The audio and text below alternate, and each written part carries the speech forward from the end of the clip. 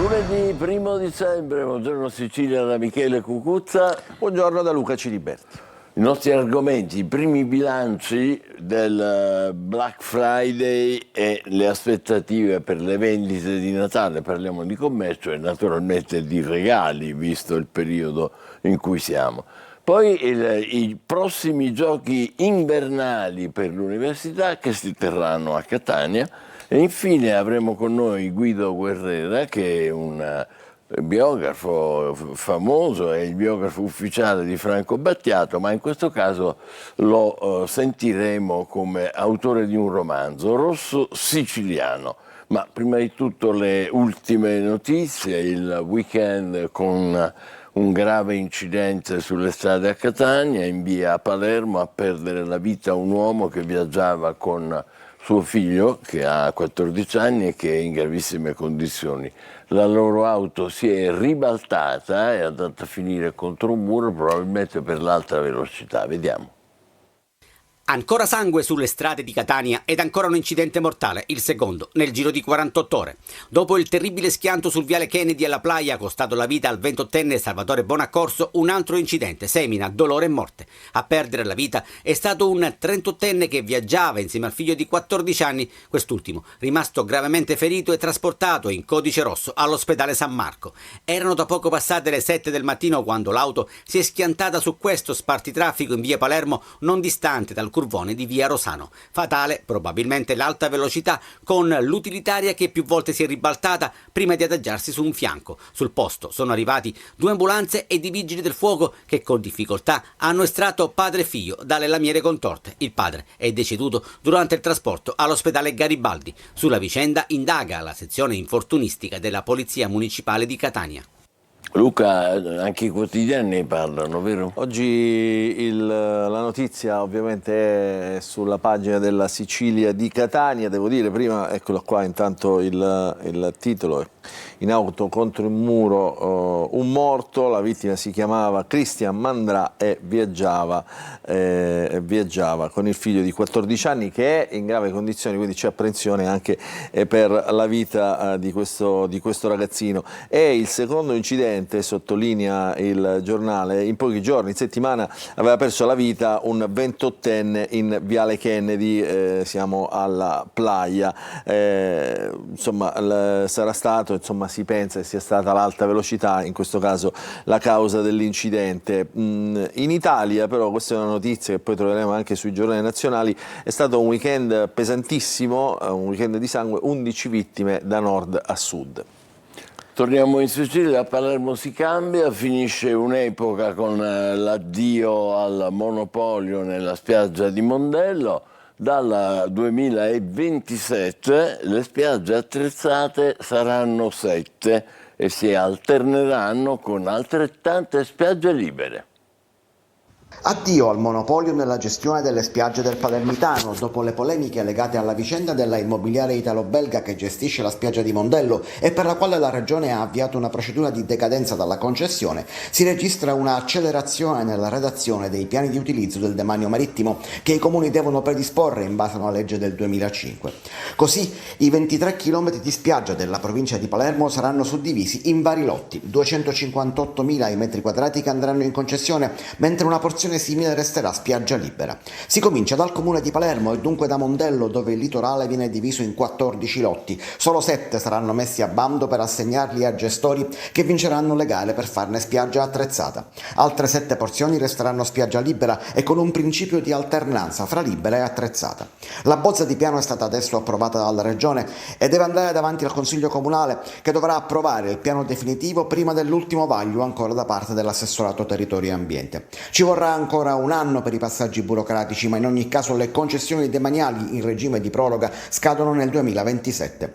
Entro la fine di quell'anno bisognerà fare le gare, ma gli effetti sulle spiagge li vedremo nel 2028. Per Mondello però, se la revoca della concessione alla italo-belga dovesse essere completata, si potrebbe dover avviare prima la gara e anticipare almeno di un anno il percorso.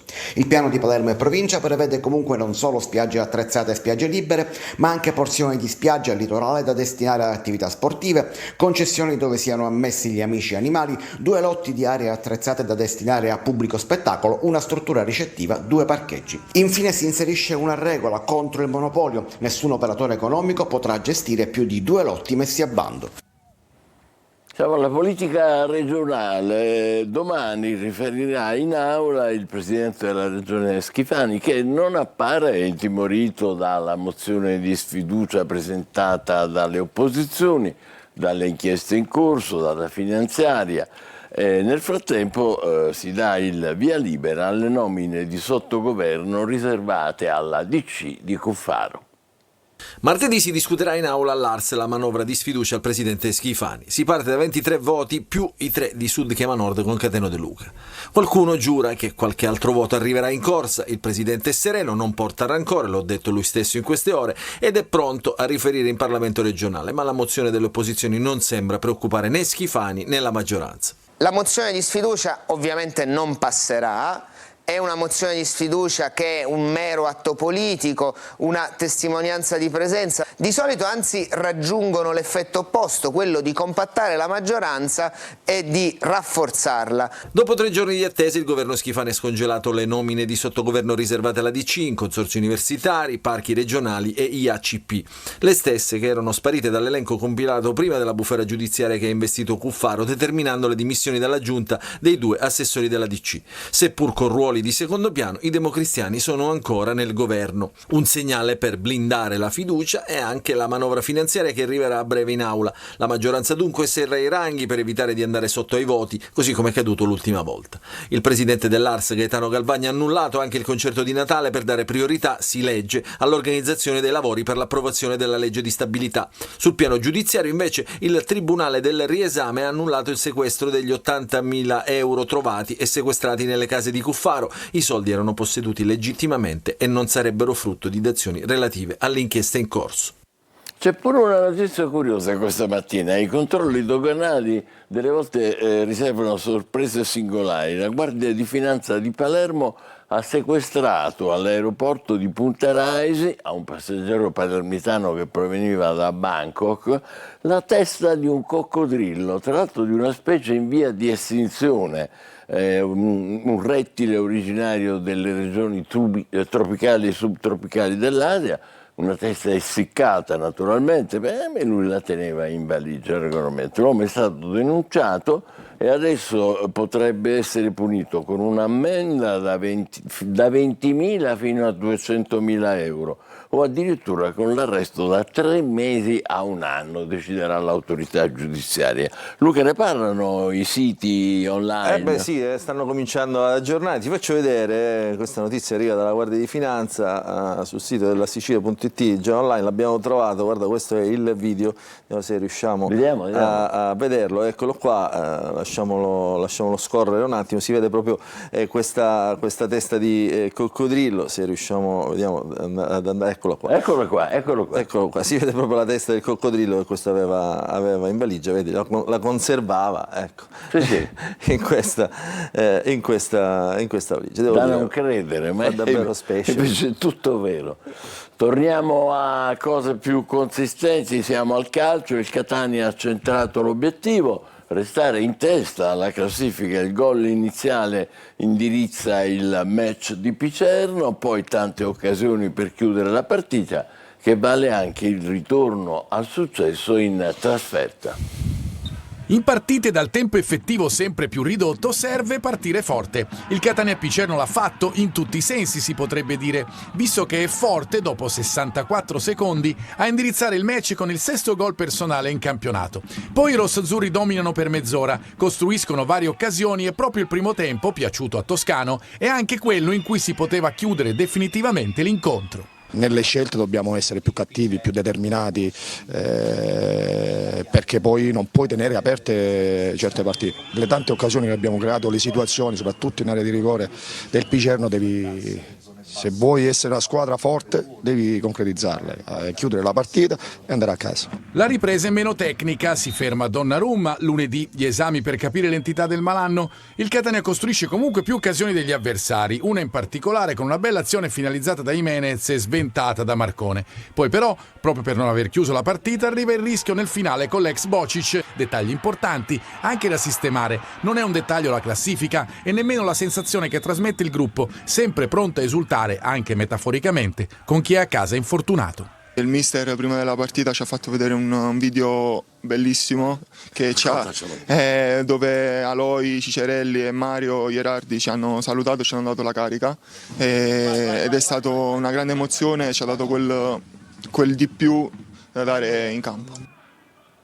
Bello questo. Luca, a te. Beh sì, insomma, ovviamente la Sicilia, che è il quotidiano di Catania, dedica 2 pagine, il lunedì tra l'altro, perché è un giorno in cui solitamente i giornali dedicano ampio spazio allo sport, magari anche con una vecchia impostazione, perché ormai si gioca sempre, però questa è la prima pagina delle 2 pagine di sport dedicate alla Catania.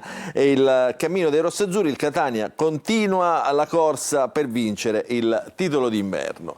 Traguardo volante, mancano 3 turni alla fine della prima parte della stagione, il gruppo guidato da Toscano ha tenuto fino ad oggi il passo delle aspiranti big, quindi insomma il Catania in qualche modo, nonostante le assenze, nonostante le difficoltà di mettere in campo la squadra così come vorrebbe il tecnico, insomma continua a vincere ed è primo in classifica, quindi Toscano, che è l'allenatore, rinnova l'appello, ma gli assenti cronici venerdì non rientreranno, questo dall'infermeria. Ci sono controlli per Donnarumma, quindi organico ridotto, come dicevamo, si ferma pure Di Tacchio, il capitano dovrà scontare una giornata di squalifica. Nella pagina successiva, che scorriamo in questo modo, vediamo quella che è la classifica, il prossimo turno, insomma, e i risultati, perché il Catania è, eccolo qua, lo vediamo, in testa alla classifica del campionato con 34 punti. Dietro c'è la Salernitana e poi a 31 punti, quindi a 4 punti di distanza, 3 punti di distanza, anzi, dopo c'è il Benevento. Ma oggi, più tardi stasera, si giocherà Benevento-Salernitana, che è la partita tra la seconda e la terza, quindi un risultato, un pareggio potrebbe far comodo al Catania, che insomma potrebbe anche scappare. Ieri hanno giocato anche il Trapani contro il Monopoli 1-1 per quanto riguarda le siciliane, mentre avevano giocato già il Catania, come abbiamo detto, e il Siracusa. Vediamo la classifica, eccole qua. Le siciliane, Catania abbiamo detto in testa alla classifica, il Trapani a metà classifica ma aveva 8 punti di penalizzazione, sarebbe stato molto più in alto, e poi il Siracusa che è ultimo in compartecipazione col Picerno. Si giocherà venerdì, anzi comincerà la 17ª giornata venerdì proprio con il Catania, che giocherà alle 20:30 contro il Crotone, mentre il Siracusa giocherà contro il Foggia sabato alle 14:30, domenica invece sempre alle 14:30 giocherà il Trapani contro la Salernitana, quindi vedremo cosa succederà, seguiremo ovviamente con attenzione. Vedi qua il titolo, Benevento Salernitana, chi si ferma rischia la crisi. Continuiamo con la nostra rassegna stampa e sfogliamo un po' i quotidiani regionali per vedere cosa ci raccontano oggi con inizio di settimana. Eccolo qua, questa è la Sicilia. Prezzi volatili, insomma racconta i prezzi che si muovono secondo logiche non ben definite, volatili proprio perché si fa riferimento ai prezzi dei voli aerei. Cosa succede? Codacons e Assutenti, caro voli per la Sicilia, aumenti fino al 900%, una cifra incredibile. L'assessore ai trasporti regionale, ai trasporti, sentito, dice un allarme ingiustificato. Adesso vedremo in pagina insomma di che cosa si parla. Facciamolo subito, anzi, perché eccolo qua, caro voli a Natale fino a più 900%. Dice i prezzi reali, dice l'assessore, però in realtà sono più bassi, prenotando però non il 24 ma il 21 dicembre si spende meno della metà, quindi questo è, diciamo, la simulazione, i test che sono stati fatti.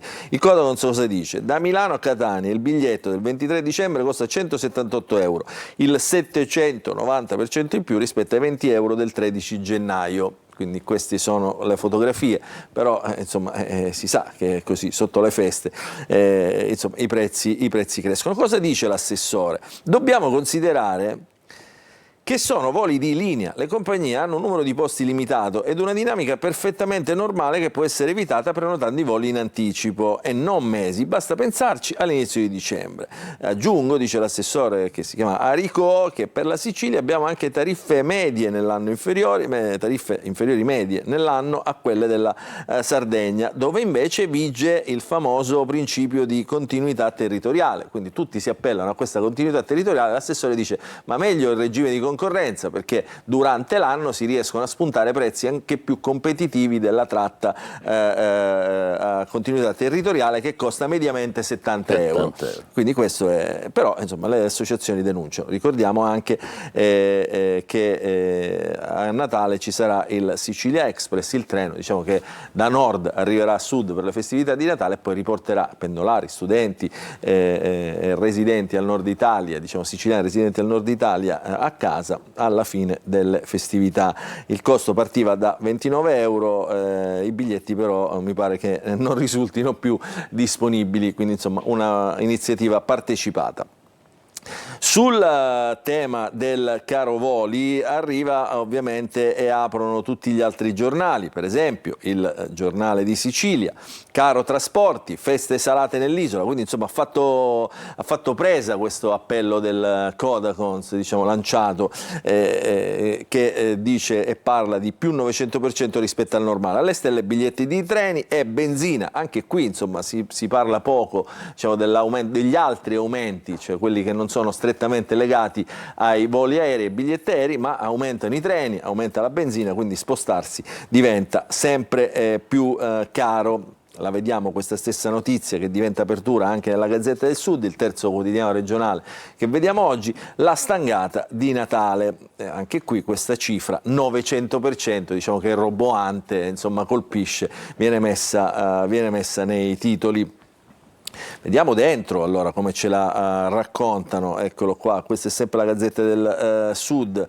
Il Natale costa troppo in Sicilia, in qualche caso l'aumento rispetto ai giorni festivi risulta appunto questo 900%.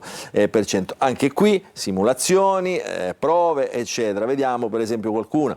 Eccolo qua, secondo i calcoli di Assutenti una spesa minima di 505 euro, che devo dire sono tantissimi, per un biglietto di andata e ritorno tra il 24 dicembre e il 6 gennaio, mentre sulla Pisa, questa era la Torino-Palermo per fare un esempio, Pisa-Catania, che voglio dire non è certamente una destinazione tra le principali, per le stesse date occorrono 492 euro, Torino-Catania 422, insomma potremmo andare avanti all'infinito, però insomma questa è la media prezzi, insomma, che sono stati segnalati appunto da Codacons e da Assutenti.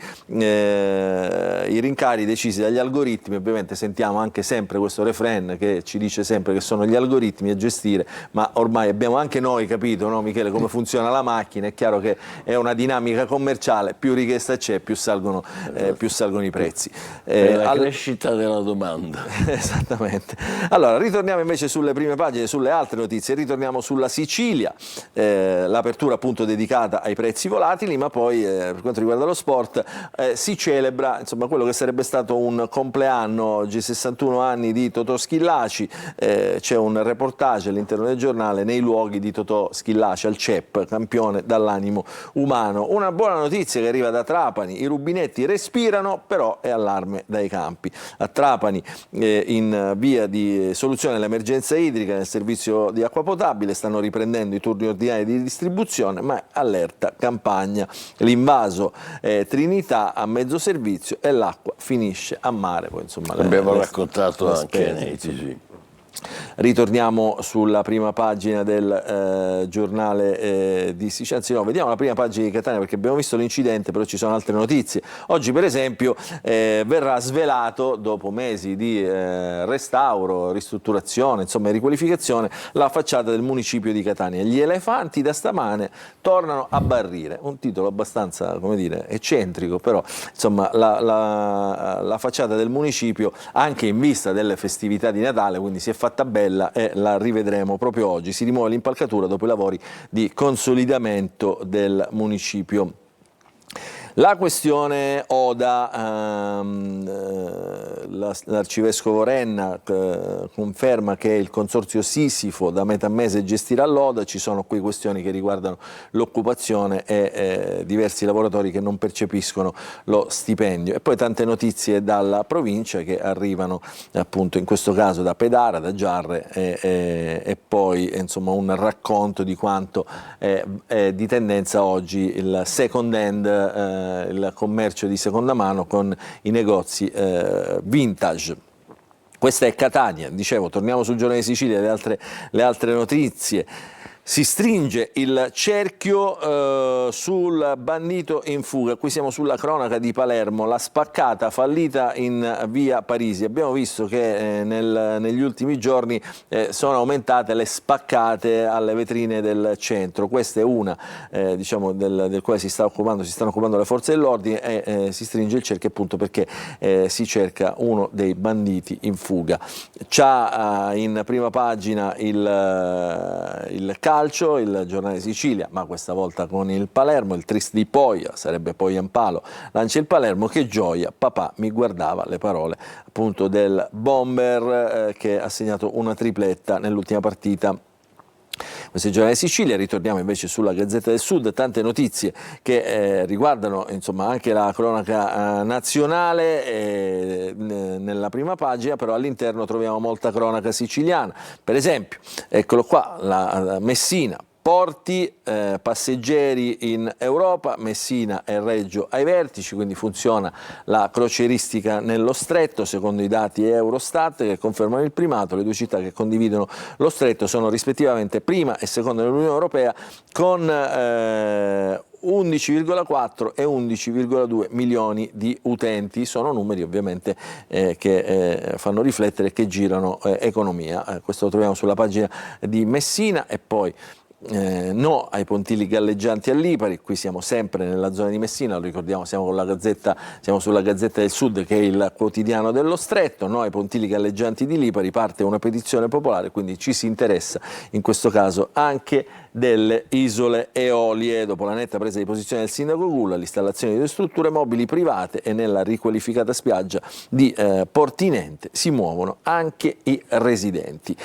In chiusura vediamo, eccola qua, una notizia invece che arriva da Catania, la prendiamo dalla Sicilia. Questa riguarda appunto il turismo, la tassa di soggiorno che è a carico dei turisti ma pesa più del 30%, questa tassa di soggiorno. Nel 2026 ci sarà un'impennata, quindi aumentano le tariffe aeree, aumenta la tassa di soggiorno, insomma potremmo anche parlare di una piccola stangata ai turisti che arrivano. Quindi per gli albergatori è un aumento contenuto e sostenibile, mentre i gestori di B&B e associazioni di consumo parlano di difficoltà.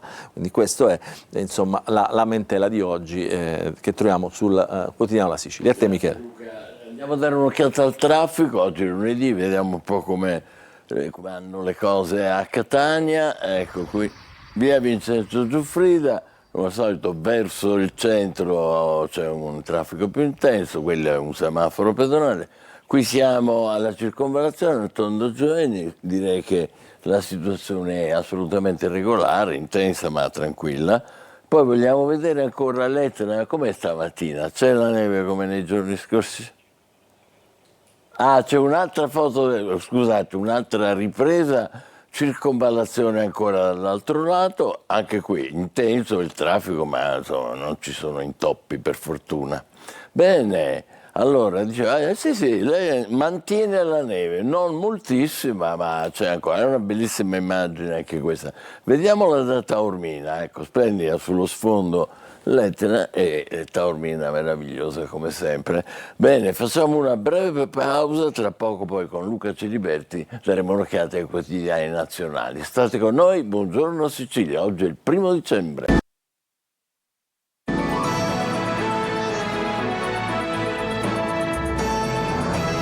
Di nuovo insieme, buongiorno Sicilia, ci sono 74 persone che ora sono nei guai a Caltanissetta perché la Guardia di Finanza ha scoperto che percepivano indebitamente il reddito di cittadinanza, la cifra complessiva è di circa 400.000 euro. Si tratta di extracomunitari che non avevano il requisito di permanenza quinquennale, di cittadini proprietari di auto di grossa cilindrata e anche di soggetti con precedenti penali, comprese anche elementi della criminalità organizzata. 74 indebiti percettori del reddito di cittadinanza a Caltanissetta. A te Luca.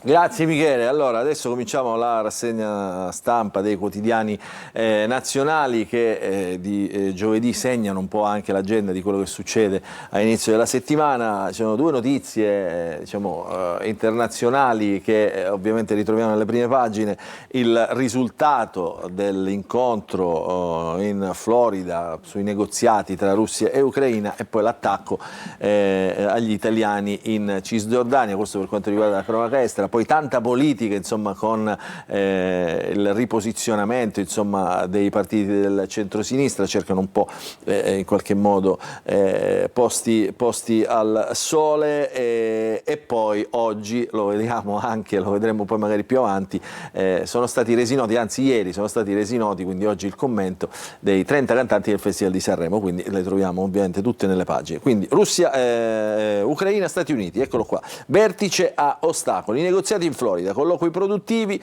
ma rimane tanto da fare. Oggi si tratta invece a Mosca, mentre il Papa in Israele, queste sono parole pesantissime, che fotografano lo stato dei fatti, cioè la soluzione di Israele tra Israele e Gaza sarebbe semplice, avere due stati secondo il Papa, ma Israele non lo vuole, poi lo dirà più avanti, lo vedremo anche nei giornali. Cisgiordania, 3 attivisti italiani aggrediti dai coloni, Netanyahu invece chiede la grazia per Herzog.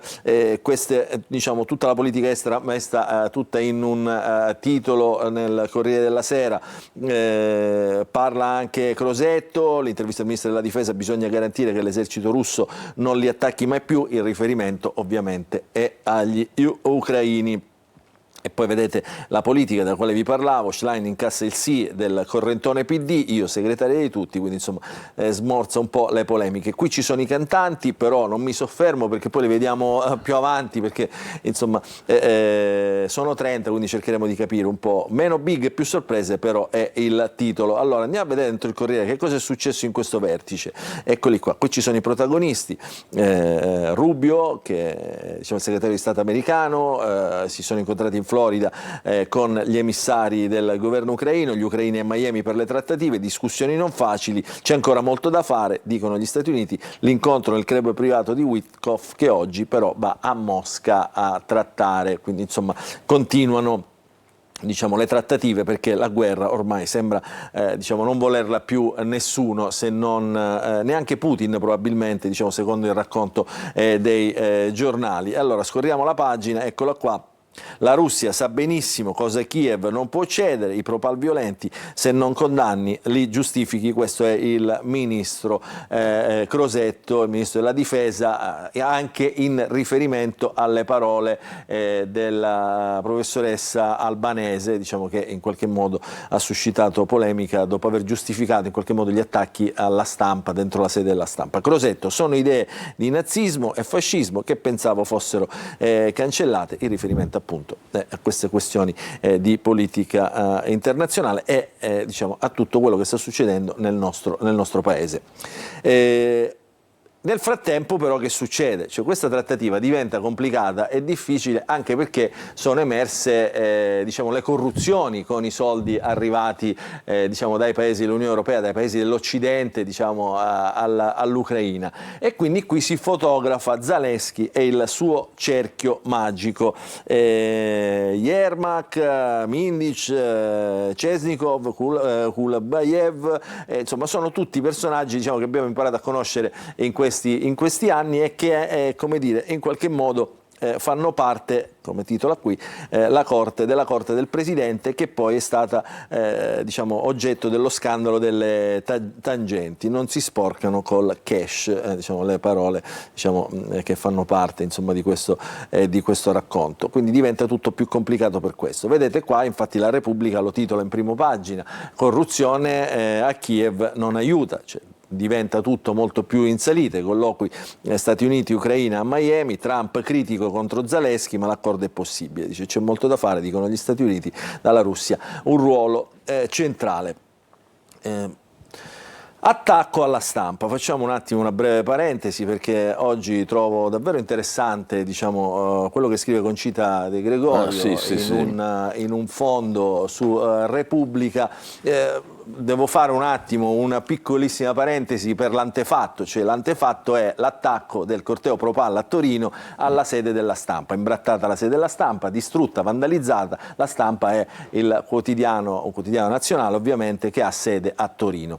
È stata attaccata dagli attivisti del centro sociale, i cosiddetti Pro-Palla di Askatasuna. Quindi cosa dice Concita De Gregorio? Erano tutti ragazzi, dice, quei ragazzi che non sanno cosa dicono. Perché? Non sanno di cosa parlano, dice i ragazzi. Chi governa, chi contesta, chi governa è un coro all'unisono di frasi a caso, di incompetenza, di protervia, di presunzione politica. Ecco cosa ha prodotto la cultura dell'incultura. E in realtà questo è vero, perché 20 anni, ma anche 30, a contare dal principio di demolizione sistematica del sapere, dalla fatica che si fa, dallo sforzo di imparare additato al pubblico ludibrio come privilegio. Uno vale uno, l'eguaglianza al grado zero della conoscenza che è facile, no? Difficile è essere uguali al grado 100, ma costa investimenti, azioni di governo e poi insomma certo la diffusione del sapere è un pericolo per chi non sa. Quindi l'appiattimento, il livellamento verso il basso porta a queste diciamo, prese di posizione e violenza che in qualche modo diciamo, proprio il nostro Stato dovrebbe tutelare. Bisognava avere un'idea di mondo che non fosse fondata sulla ricchezza e sul premio ai più fedeli fra i vassalli, oltre che alla vendetta verso gli avversari. Ma nessuno da molti anni quell'idea l'ha mai più avuta. La casta, invece, hanno detto. Questo è, insomma, no, condivisibile. Michele, che ne pensi? Molto bello questo pezzo, sì. Andiamo a vedere. I giovani come saranno contenti di leggere. Ma è una fotografia secondo me molto, molto attuale. Il Papa, avevamo parlato prima delle parole del Papa. Qua, il Papa, diciamo Papa Leone XIV, il Papa americano molto calato diciamo, nella realtà. Dice sono preoccupato, i due stati la soluzione, ma Israele non l'accetta. E questo è, cioè, lo sanno tutti, solo il Papa però lo dice chiaramente in maniera così chiara. E quindi questo è diciamo, quello che sta succedendo in quella parte di mondo. E poi le frasi dell'albanese che imbarazzano Bologna, perché cosa ha detto l'albanese? Vediamo se lo ritroviamo velocemente nel pezzo. Eccola qua la frase. Dopo l'attentato, l'attacchi alla Stampa, ha detto non bisogna commettere atti di violenza nei confronti di nessuno, ma al tempo stesso che questo sia un monito alla Stampa per tornare a fare il proprio lavoro. Una vera e propria minaccia, diciamo, a mano armata. Insomma, tra l'altro questa è insomma, relatrice all'ONU, diciamo, anche per il nostro paese, è stata presa diciamo, come esempio dei Pro-Pal. Andiamo a vedere proprio la Stampa, eccola qua, la Stampa che di spalla ha tutta una serie di interventi diciamo, che parlano di questo fatto. Parla anche John Elkann che scrive proprio sulla Stampa. John Elkann oggi, la Stampa è un giornale libero che non si lascia intimidire, quindi l'editore in questo caso ci mette la faccia. Poi gli italiani feriti dai coloni, botte anche alle donne, qui siamo in Cisgiordania, l'abbiamo visto anche prima, e poi la sinistra è la strada stretta delle leader al potere. C'è sulla stampa un retroscena che riporta Ilario Lombardo, che troviamo sulla stampa, che riguarda i Berlusconi, Marina e Piersilvio, le mosse politiche, cioè sembra che in questa fase ci sia anche una riorganizzazione di Forza Italia proprio in mano ai figli di Berlusconi, che in qualche modo sono stati spesso tirati in ballo cercandoli di convincere ad entrare nella politica.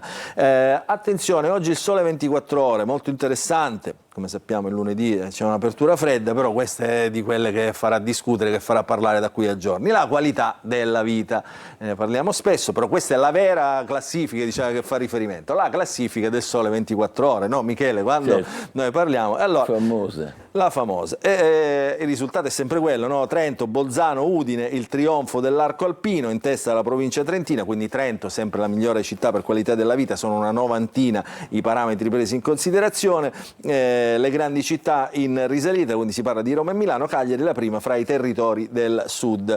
Non vengono citate le nostre, però attenzione, io sono andato a prendere la classifica. Ecco. Ah, ecco, vabbè, allora chiudiamo con questo. Io sono andato a prendere la classifica, vedi se riesci a trovare le nostre città. Dov'è? Ecco, scendiamo, andiamo ovviamente in basso. Eccola qua, la prima diciamo dal basso. La prima è Siracusa, 106esimo posto. Palermo e Catania sono praticamente attaccate, 96esimo e 97esimo posto, ma Catania perde 13 posizioni, mentre Palermo ne guadagna 3. Poi c'è Trapani, eccola qua, meno 8 posizioni, Messina che rimane invariata, e Enna, insomma quella diciamo che è tra le più alte insieme a Ragusa, Enna 87, Ragusa, eccola qua, 82, ma perde una posizione. Questa è la classifica del Sole 24 Ore. A te la linea. Continueremo tra poco con Buongiorno Sicilia, adesso breve pausa e poi i primi argomenti e i primi ospiti. State con noi.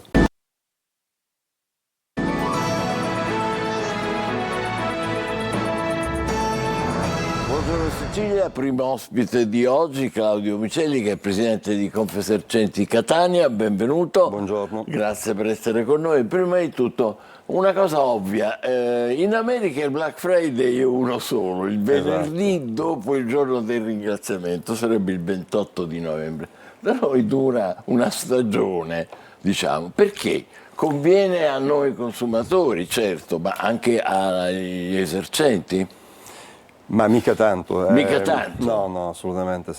Noi come Confesercenti siamo assolutamente contrari alla Black Friday. Come diceva lei, prima si svolgeva in un singolo giorno, che era il venerdì, adesso praticamente dura durante la settimana, ma non è solo questo qui. I clienti ormai lo sanno, la settimana antecedente e quella successiva praticamente i negozi finiscono di lavorare, perché tutti aspettano questa settimana del Black Friday. Ecco. Quindi diventa veramente uno stillicidio. È un gatto che si morde la coda, è un gatto detto che si un po' morde, banalmente. Insomma. praticamente sì. Diciamo che è veramente una Ma l'abbiamo determinato noi consumatori? Avete agevolato voi, diciamo, commercianti, esercenti, titolari di negozi? Ma è entrato a gamba tesa nel nostro sistema, ormai è diventato, fa parte della nostra cultura, che non è la nostra cultura, non ci appartiene, ma che inevitabilmente siamo coinvolti e costretti praticamente, certo. I negozi sono costretti a effettuare questo famoso Black Friday. Ma possiamo già fare qualche primo bilancio di come stanno andando le cose, come spese di un budget medio, diciamo, di consumatore? Le previsioni sono di circa 250 milioni di fatturato in Sicilia, di 4 miliardi in Italia, quindi è un giro d'affari non da poco, voglio dire. Non da poco. Però, ripeto, abbiamo bisogno di aiuti da parte del governo regionale per evitare questo tipo di problematiche, perché se continuiamo così purtroppo ci sarà una desertificazione di aziende, di negozi di prossimità, perché il margine si riduce sempre di più. Ma non è solo il Black Friday esteso, è, suppongo, la vendita online. Le vendite online influiscono anche perché 250 milioni di fatturato praticamente di previsione in Sicilia sono non solo dei negozi di prossimità ma anche dei negozi online. E questo ha fatto sì che inevitabilmente i commercianti, i negozi sono costretti praticamente ad adeguarsi anche un po' alla scontistica così selvaggia che sta avvenendo praticamente in Italia. Come dicevo prima, abbiamo bisogno veramente di sostegno e di regole eque da parte del governo centrale e del governo anche... Il governo regionale cosa potrebbe fare secondo voi? Ma si potrebbe fare un credito d'imposta per esempio sulle rimanenze di magazzino di fine stagione, così eviti praticamente di fare queste vendite, oppure anche non partecipare alla Black Friday, perché se ci danno la possibilità, abbiamo la possibilità di avere questo credito d'imposta che non chiediamo soldi, ma il credito d'imposta sarebbe veramente importante sulle scorte, sulla rimanenza. Così eviti di fare praticamente queste vendite indiscriminate, chiaramente. Anche perché, diciamo, dall'altra parte non è che sia un periodo particolarmente florido per il consumatore, lo sappiamo tutti, ognuno di noi, ma anche le statistiche lo confermano, consumi deboli nei mesi precedenti e famiglie molto attente al prezzo, che pianificano, confrontano di più. Lei ce l'ha il riscontro di questo? Assolutamente sì, c'è il settore commercio, ma soprattutto alcuni settori, tra l'altro l'abbigliamento è in grandissima crisi. L'abbigliamento? Sì, il primo settore in crisi è proprio l'abbigliamento, dove ci sono veramente dei cali. Gestire oggi dei punti vendita praticamente in Italia, il discorso che facevo prima, e non è facile praticamente, perché i costi sono talmente alti e con queste scontistiche così selvagge il margine si riduce sempre di più, e quindi ecco perché secondo me ci sarà, se continuiamo così, una desertificazione di negozi nei nostri centri urbani. Se vogliamo evitare questo, il governo dobbiamo sederci al tavolo e discutere di questi argomenti qua, perché sta diventando veramente... Questo anche a livello nazionale, lo diceva anche a prima livello lei, nazionale, assolutamente. Le volevo chiedere questo, però alcuni rimedi vengono individuati, non so se lei è d'accordo, cioè l'online non riesce a fare determinate cose, non so, i pacchi non sono distribuiti bene, i negozi fisici fanno sconto contro sconto, cioè ci possono essere dei vantaggi che l'online non dà? Beh, è servizio, è chiaramente, se dobbiamo attrezzarci, se vogliamo sconfiggere, fra virgolette, l'online continuerà a crescere sempre di più, secondo me, perché ormai si è incanalata, quindi. Però se noi vogliamo, noi possiamo lottare con l'online soltanto dando un servizio alto.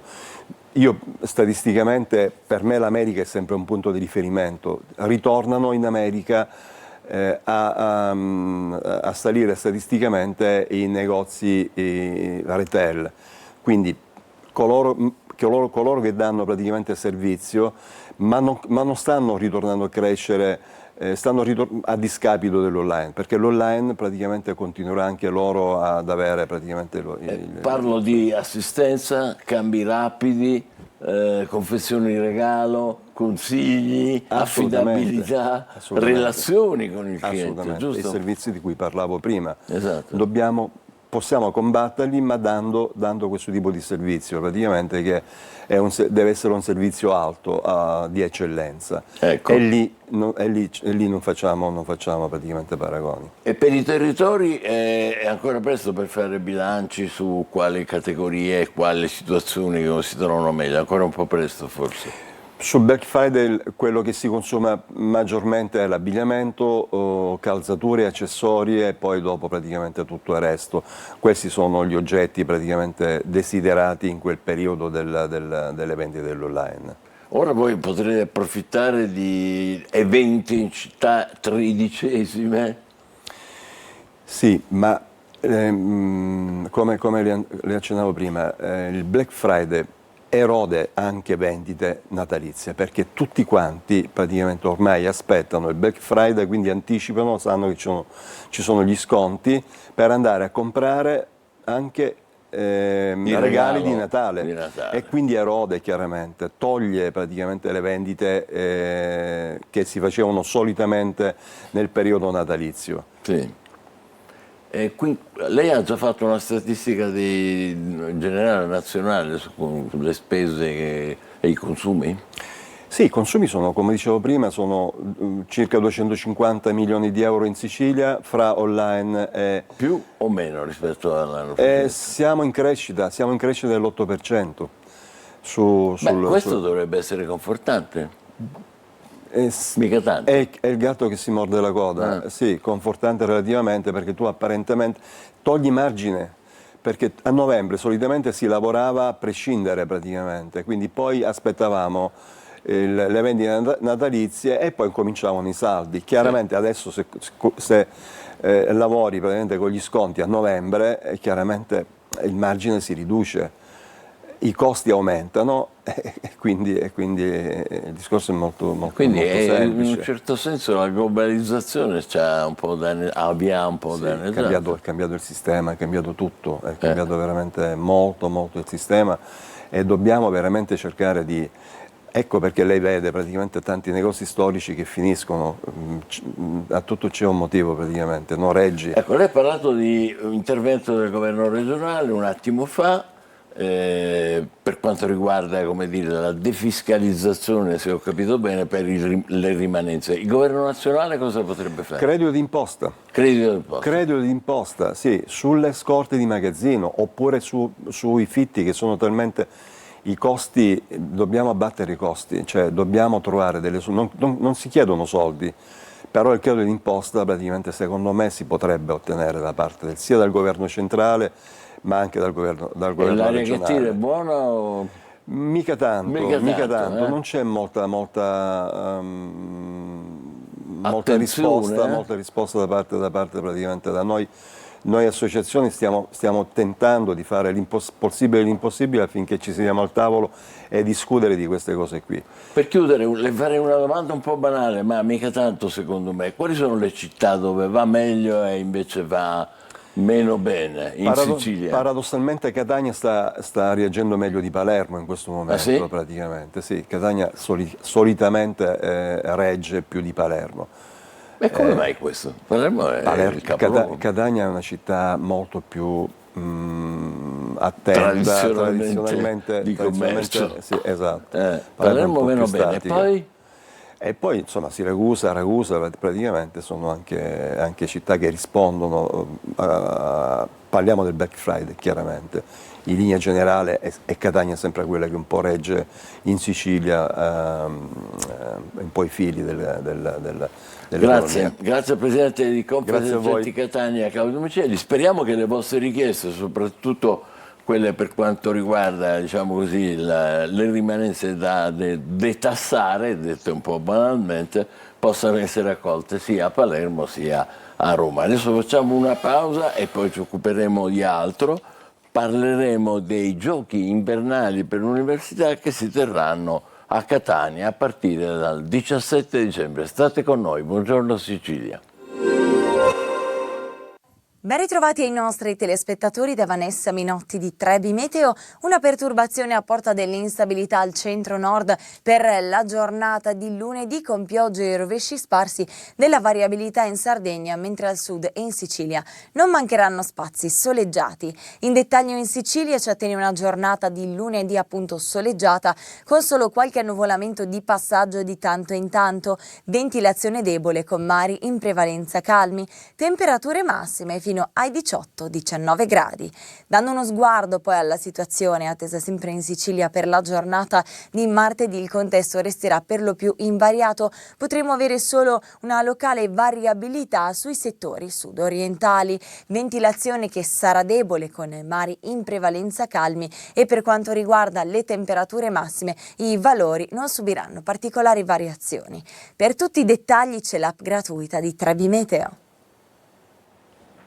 Eccoci di nuovo insieme, buongiorno Sicilia, diamo il benvenuto alla nostra ospite Daniela Filippone, che è responsabile delle attività sportive universitarie del CUS Catania. Benvenuta e grazie per essere con noi. A tutti. Dobbiamo parlare di una manifestazione importante al secondo anno, e cioè i giochi invernali per l'università. Ora, poco fa parlavamo di Black Friday.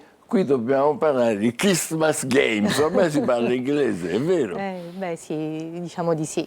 Di che si tratta? Allora, diciamo è la seconda edizione che stiamo organizzando, saranno dei giochi sportivi ma anche goliardici, dove invitiamo tutta la popolazione universitaria, perché comprenderanno sia gli studenti, che potranno partecipare sia gli studenti che il personale universitario, i docenti, insomma un po' l'Ateneo lo mettiamo in campo. Ma l'ha già accennato, ma leggevo anche prima, giochi goliardico-sportivi, non è necessario essere campioni. Beh, diciamo che è un modo per fare aggregazione, per far stare tutti insieme, quindi l'università ha studenti che sono sportivi ma anche studenti meno attivi, e quindi siccome da parte nostra desideriamo comprendere un po' tutti, dare la possibilità di stare insieme un po' tutti, allora ci saranno anche delle competizioni meno sportive. Queste immagini sono molto belle, Queste si riferiscono all'edizione dello scorso anno, che è stata la prima, e ci auspichiamo insomma che possano diventare veramente tante. Sono belle, sono i ragazzi che... Sono i ragazzi sì, che hanno partecipato, perché infatti ci sono anche i tornei di scacchi, c'è un torneo ci sono i tornei di calcio a 5 maschile, pallavolo femminile, il tennis tavolo. Qui c'era il rettore, l'attuale rettore, in questa foto lo vediamo, che l'anno scorso era venuto infatti a darci un in bocca al lupo, soprattutto ai ragazzi di ingegneria delle sue... È un misto, perché poi ci sono le briscole, ho letto, sì, lo scopone. esatto, briscola, scopone, il tennis tavolo, come dicevo, la pallavolo femminile, il calcio a 5 maschile, il calcio a balilla.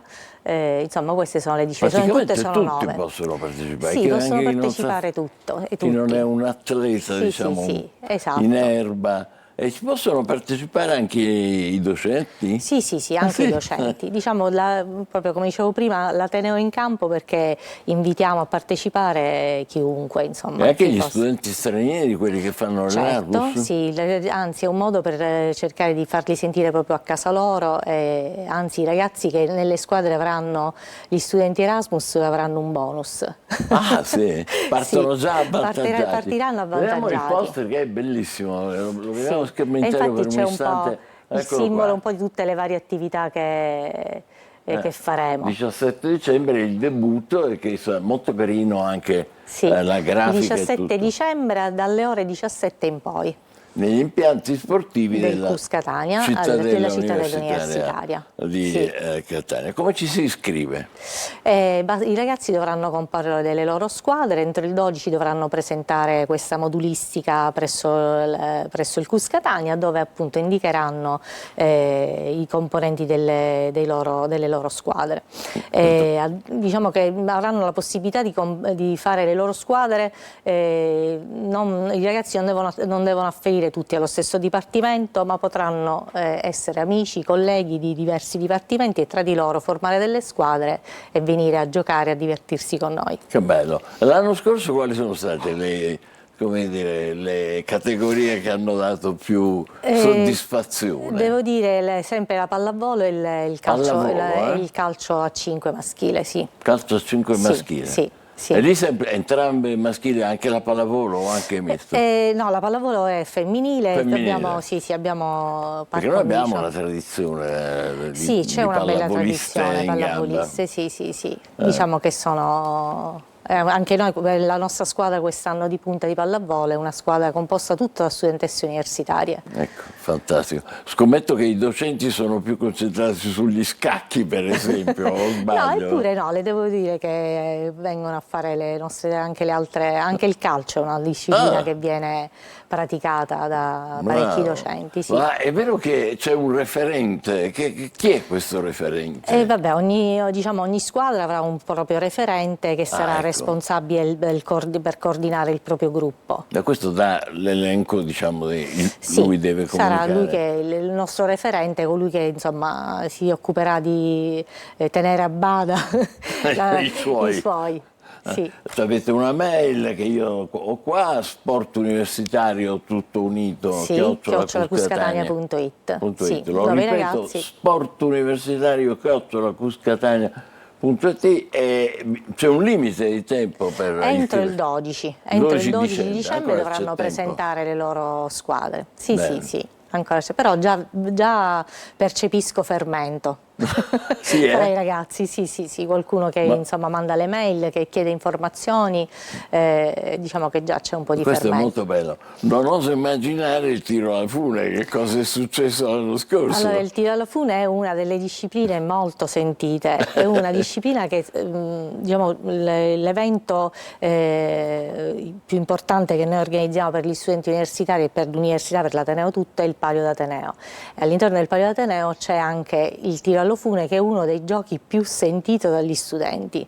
Proprio si organizzano, studiano la tattica, come effettivamente battere l'avversario. Giocano gli studenti contro studenti, o si infila qualche docente? No, vabbè, sono squadre, quindi in quel momento è una gara, possono inserirsi anche dei docenti, però solitamente sono tutti studenti che organizzano questa gara. È un gioco non solo di forza, ma anche di abilità. Di abilità, sì, perché loro studiano proprio come effettivamente quando tirare, quando fermare, sì, c'è tutto legato poi uno tutta la studio respirazione, fatto da parte loro, sì. Poi anche il tennis da tavolo, però, che è un po' più sedentario, ma anche quello è un bellissimo sport. Sì, una bella attività, ed è anche abbastanza sentita e praticata dai ragazzi. Abbiamo anche i nostri corsi di tennis tavolo. Sì, infatti il torneo sarà maschile e femminile. Vabbè, fantastico. Lo scopone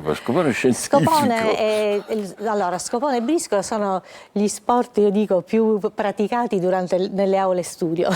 No! Perché diciamo nelle pause i ragazzi tirano fuori, nelle pause, in aula studio, non sto dicendo durante le lezioni, ma in aula studio durante le pause tirano fuori le carte e fanno la loro briscoletta. Quindi è proprio un torneo che inseriamo proprio per questo motivo. Ma briscola va più, o lo scopone scientifico? Questo lo dovremmo chiedere agli studenti, però da noi si iscrivono in entrambe, quindi però in aula studio non so cosa praticano di più. Comunque questo noi scherziamo, ridiamo, ma è molto divertente naturalmente tutto, però anche formativo poi per le attività, diciamo, per non lasciare i giovani soltanto davanti ai telefonini oppure a mangiare le schifezze. Certo, diciamo che noi il nostro obiettivo è proprio quello, no? Ecco. Un po' ci ispiriamo mensana in corpore sano, cioè quindi allenare il corpo per avere una mente sana, quindi avere sempre questo equilibrio psicofisico,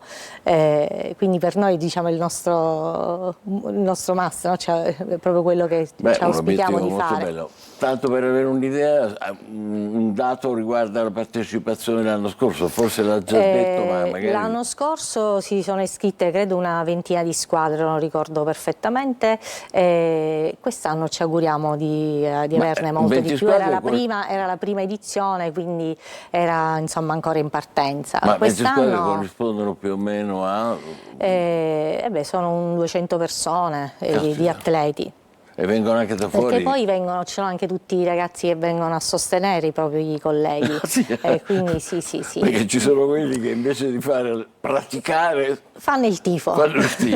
Fanno il tifo, sì. Quello. Diciamo lo spirito è quello di creare aggregazione e far stare insieme i ragazzi. C'è un bel clima, insomma. Sì, devo dire di sì, un bel clima, ma gli studenti sono bravi in questo, riescono ad essere, insomma, se riesce a coinvolgerli sono veramente bravi. Complimenti a voi che li organizzate, grazie a Daniela Filippone, responsabile delle attività sportive universitarie del Cuscatania. L'appuntamento è per mercoledì 17 dalle 17 in poi. Dalle 17 alla Cittadella Universitaria di Catania.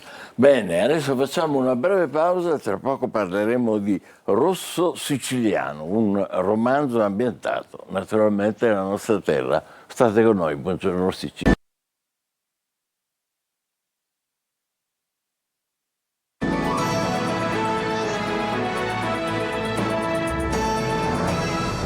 Sicilia, bentornati, bentrovati per chi comincia a seguirci adesso. Parleremo di Rosso Siciliano con Guido Guerrera, che è in collegamento con noi. Buongiorno e benvenuto. Buongiorno dalla Toscana a tutti i miei conterranei. Ma lei è il biografo ufficiale di Franco Battiato, che bello! Ha scritto È vero. 5 pubblicazioni dedicate al nostro grande Battiato. Mi permetta di chiederle questo prima di parlare di Rosso Siciliano. Com'è nata questa fusione così intensa con il grande Battiato? Noi possiamo parlare proprio di amicizia tout court. Sento un eco che è un ritorno continuo, se si può eliminare forse è meglio. Allora, se posso continuare io non lo so. Se n'è andato il ritorno oppure c'è ancora? No, adesso va tutto bene. Oh, benissimo. No, il ritorno è tornato. Per quello. Vabbè, problemi che io continuerei, però essere doppiato mentre parlo è antipatico.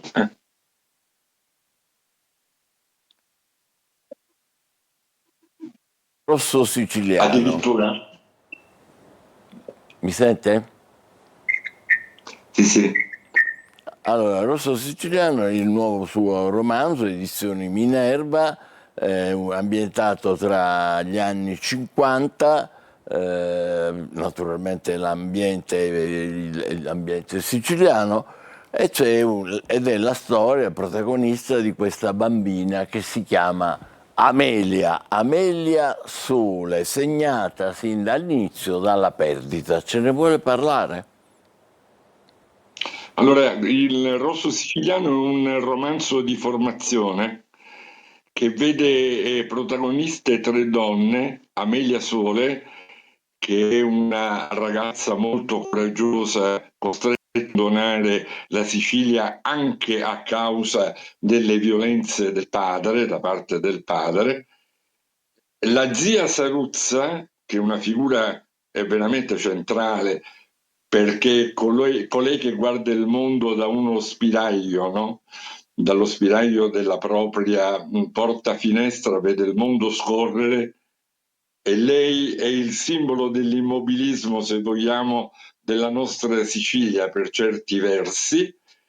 E poi Agatina la Rossa, che è una donna intraprendente, coraggiosa, molto sfortunata, che chiuderà la propria esistenza in un manicomio, in un ospedale psichiatrico, che però presto verrà chiuso proprio per le efferatezze che si vengono a creare proprio all'interno di questo ospedale psichiatrico, ed è una diciamo trilogia di personaggi che concatenati fra di loro raccontano di quella epoca, di quel mondo degli anni 60-70 in cui io sono vissuto proprio da ragazzo, da bambino, e che mi hanno dato la possibilità di raccogliere scaglie di memoria che poi sono diventate le personificazioni di queste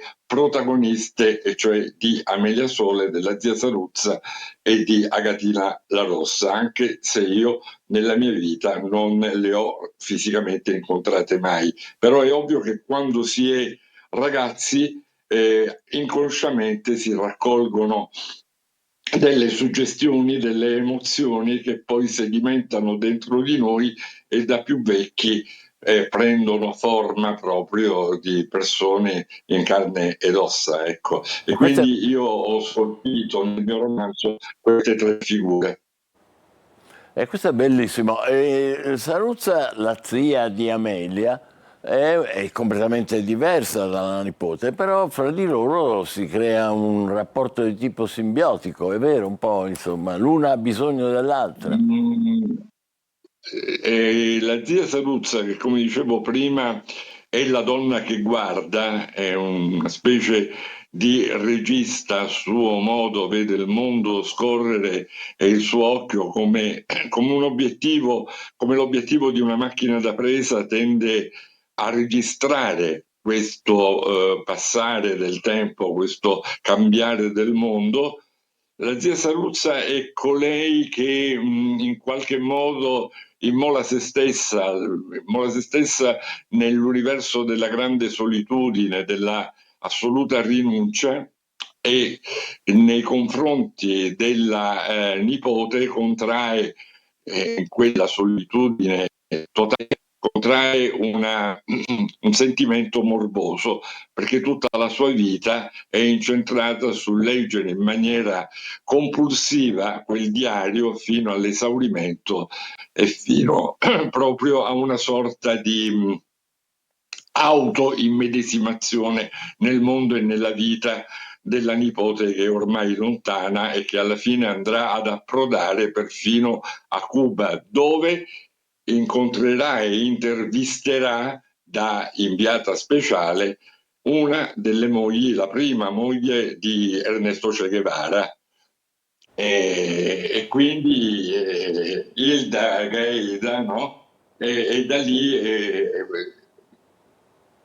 lì si crea un vero e proprio parallelismo si disegna un parallelismo fra le due isole, cioè Cuba e la Sicilia. Beh, bellissimo, lei tra l'altro a Cuba è di casa, se non sbaglio, essendo uno dei massimi esperti italiani di Hemingway e quindi partecipa al premio locale di Cuba dove Hemingway era di casa. E quindi quella intervista alla figlia di Che Guevara, figlia se ho capito bene, è alla moglie, è autentica, Alla quindi moglie. in realtà è sì, autentica. assolutamente. Ecco. Sì.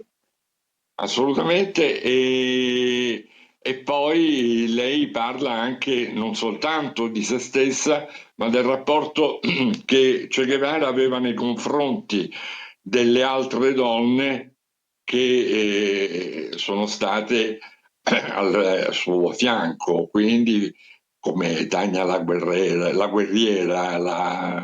e le altre, ecco, che si sono succedute, perché ha avuto 3 o 4 mogli, ed era un tipo, per non parlare delle amanti, era un tipo estremamente irrequieto e aveva della donna, come dire, un'idea estremamente consumistica, mettiamola così.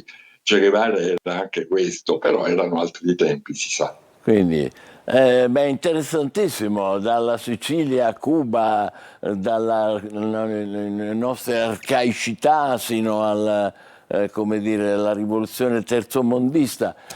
Ricordo che Rosso Siciliano di Guido Guerrera è pubblicato da Minerva, però adesso mi deve permettere di parlare un po' con lei di Battiato, di cui lei è il biografo ufficiale. Quello che ritiene di dirci è che non è noto a tutti, perché è affascinante questo. Allora, io sono stato amico di Franco per 30 anni e ho conosciuto Franco al Teatro Verdi di Firenze, eravamo nel 91, e l'ho intervistato per il mio giornale La Nazione e per un altro giornale, una rivista che si chiamava Le Giornale Serie, a cui una rivista incentrata sul paranormale, a cui partecipavano grandi intellettuali, grossi studiosi, da Inardi a Emilio Servadio e chi più ne ha più ne metta. Allora, per prima cosa Franco volle che io lo intervistassi proprio per il Giornale dei Misteri e poi per il quotidiano La Nazione. Da lì è nata una grande simpatia e io, con la sfacciataggine della gioventù di allora, gli dissi: beh, Franco, allora potremmo scrivere anche un libro. E lui mi rispose: perché no? E da lì cominciò questa mia avventura e la nostra amicizia. Ci sentivamo molto spesso, ci vedevamo piuttosto frequentemente e da quel momento non mi sono perso mai un suo concerto, oltre ad essere andato a Milo a trovarlo varie volte. Quindi la mia amicizia con lui è stata una forma di arricchimento anche da un punto di vista, anche e soprattutto da un punto di vista spirituale, perché avere a che fare con una persona, con un essere speciale, per citarlo, ecco, è stato non solo gratificante, ma proprio come dicevo prima, uno strumento di arricchimento, di miglioramento, di confronto e di evoluzione. Grazie, è molto bello tutto E per questo. me è un personaggio indimenticabile. Naturalmente, per tutti noi. Grazie per averci ricordato anche in questo modo così toccante Franco Battiato. Ringrazio piacere. Guido Guerrera, giornalista, scrittore e autore di Rosso Siciliano, romanzo ambientato negli anni 50 nella nostra terra ed è edito da Minerva. E adesso cambiamo completamente argomento, come facciamo di solito a quest'ora, è il momento dell'oroscopo.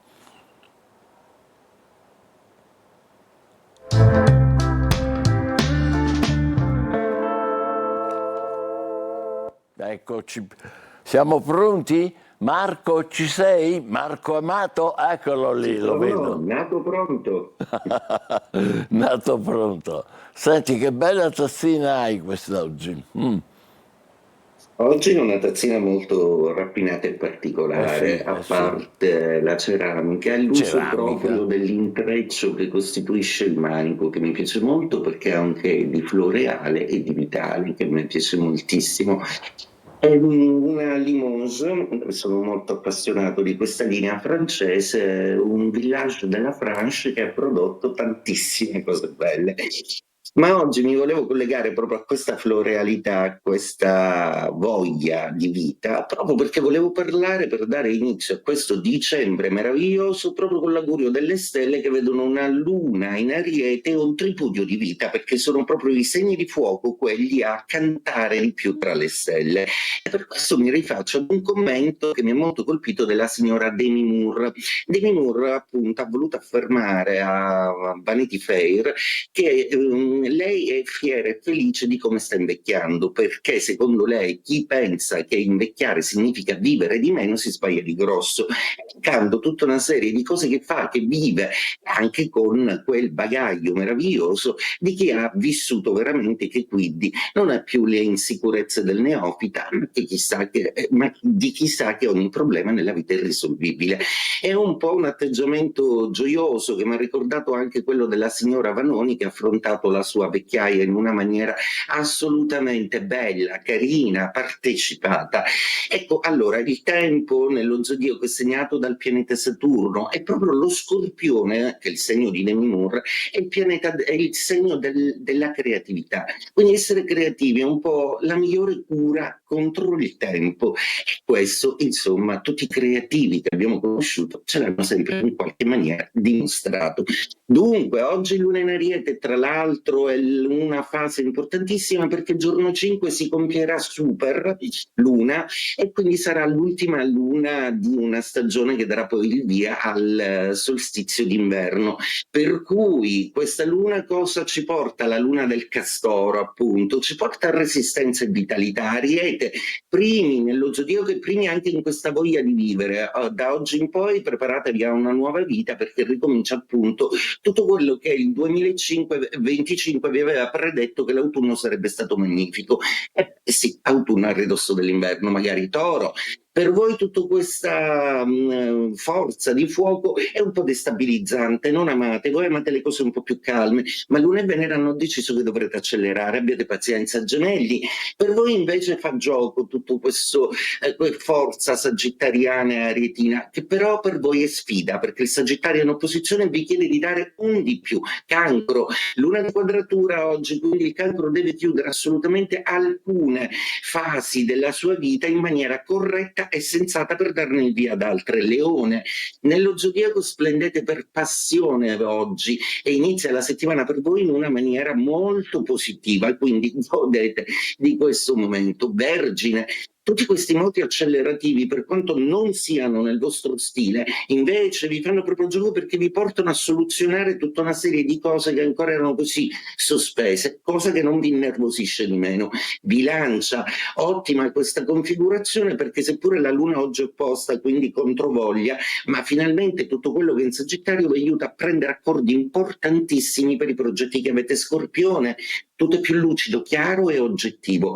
Adesso siete un po' meno emotivi, un po' meno confusi, quindi potete puntare su qualcosa di incredibilmente più ambizioso. Sagittario, a proposito di ambizione, voi come segno di fuoco da cui per adesso parte tutta l'energia solare, siete irrefrenabili, quindi semplicemente andateci un po' piano, però è tutto positivo. Capricorno, per voi oggi invece inizia un periodo di grande analisi, di grande cura del dettaglio e del particolare. Non siate sospettosi, ma semplicemente abbiate irragionevoli dubbi. Acquario, per voi è ottimo proprio perché i segni di fuoco sono molto amici vostri, soprattutto Sagittario e Ariete, con cui riuscirete a fare un ottimo lavoro di squadra. Arriva l'amore, pensate di farcela. Pesci, invece per voi questo movimento è un po' urticante, proprio perché il Sagittario è di quadratura e la Luna in Ariete non l'amate perché vi impone un po' troppa immediatezza. La vostra morbidezza però dovrà fare i conti con dei problemi da affrontare in una maniera pacata e saggia. E detto questo, auguro a tutti una splendida settimana, un buon dicembre.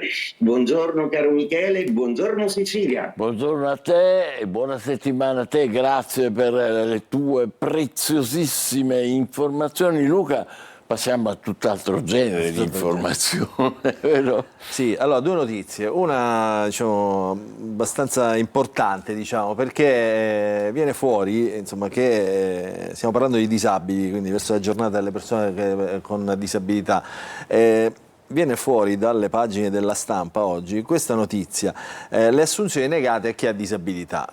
È un tema molto serio, c'è una legge che tutela ovviamente le persone con disabilità, però che cosa succede? Le aziende non le assumono pur avendo l'obbligo di assumerle e preferiscono, guarda questo titolo, preferiscono pagare le multe. Le associazioni insomma, che tutelano le persone con disabilità dicono il 60-70% delle imprese aggira gli obblighi di legge. Credo che sia diciamo, una notizia importante, tra l'altro tra queste c'è Acampora che è il presidente di Pizza Out che abbiamo conosciuto anche nei nostri servizi. Cambiamo decisamente argomento.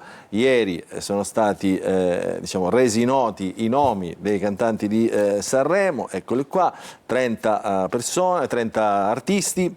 Quindi un festival diciamo, che anche qui si preparerà a farci fare le notti, le nottate per ogni puntata. Conti, campo largo tra icone e rapper. Campo largo, è una presa di posizione seria questa. Qui chi c'è? Patti Bravo, Levante, Arisa, Malika Yan, Tommaso Paradiso, la coppia Masini-Fedez, insomma tanti ritorni, tanti debutti e tanti anche sconosciuti per la cultura popolare. È ovviamente sempre più un festival radiofonico e quindi insomma questi sono i personaggi. Io non so se tu hai avuto modo di vederli, di leggerli, Michele, non so se c'è qualcuno per cui... Io tifo Patti Bravo. È una scelta ecumenica, diciamo, che insomma mette d'accordo. Giovani e meno giovani. Certo. Giovani e meno giovani. Certo. Benissimo, grazie a Luca Celibetti, grazie a tutti voi per averci seguito. L'appuntamento naturalmente per domani alle 8 con altri colleghi e noi invece ci rivediamo alle 13:30 con TG Sicilia. Buona giornata, buongiorno Sicilia.